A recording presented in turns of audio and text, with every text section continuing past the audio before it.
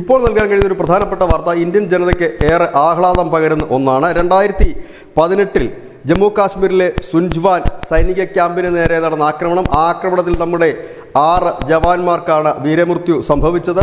അതിൻ്റെ ഇരട്ടി 1 ഡസനോളം സൈനികർക്ക് പരിക്കേൽക്കുകയും ചെയ്തിരുന്നു. ഇതിൻ്റെയൊക്കെ സൂത്രധാരനായ ISIയുടെ തലവൻ ബ്രിഗേഡിയറാണ്.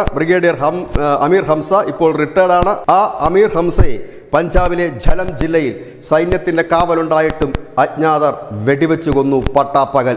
ഇത് ഒരു വലിയ ആഹ്ലാദം പകരുന്ന വാർത്ത എന്ന് തന്നെ പറയേണ്ടി വരും. സൈന്യം കാവലൊരുക്കിയിട്ടും ചാരപ്പട കൂടെയുണ്ടായിട്ടും ചാര സംഘടനയുടെ മേധാവിയായ ബ്രിഗേഡിയർ അമീർ ഹംസ പടമായിരിക്കുന്നു. News desk news India Malayalam.